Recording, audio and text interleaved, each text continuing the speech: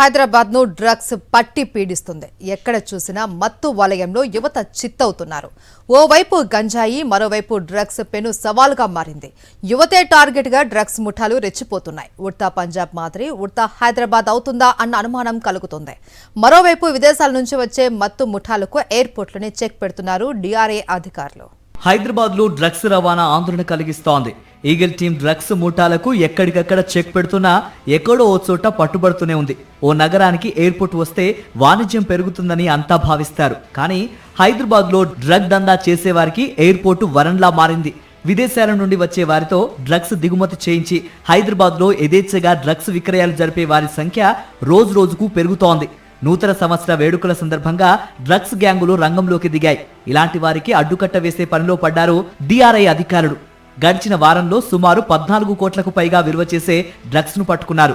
విదేశాల నుండి హెరాయిన్, కొకైన్లను వివిధ మార్గాల్లో నగరానికి తీసుకొస్తున్నా ఇక్కడ రిసీవర్లకు చేరేలోపే వారిని పట్టేస్తున్నారు. ఆఫ్రికా దేశాల నుంచి హైదరాబాద్ కు విచ్చలవిడిగా డ్రగ్స్ రవాణా అవుతోంది. ముఖ్యంగా సౌత్ ఆఫ్రికా, టాంజానియా, బురుండి లాంటి దేశాల నుంచి సిటీకి డ్రగ్స్ ఎక్కువగా సప్లై అవుతున్నట్టు దర్యాప్తులో వెల్లడైంది.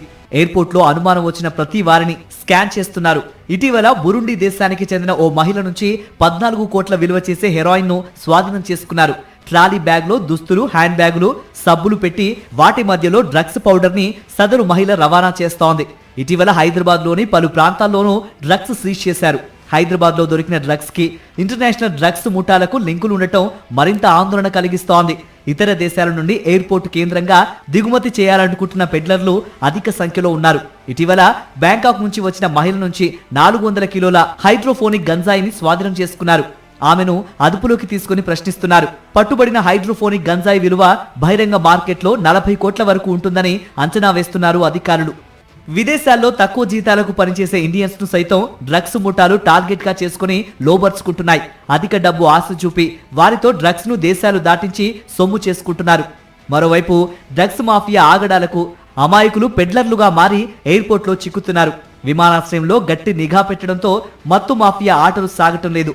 నూతన సంవత్సర వేడుకలకు సమయం దగ్గర పడుతూ ఉండడంతో ఎలాగైనా సిటీని చేర్చాలని డ్రగ్స్ గ్యాంగులు ప్రయత్నాలు మొదలుపెట్టాయి. ఎయిర్పోర్ట్ లో నిఘా పెంచడంతో రూటు మారుస్తున్నారు.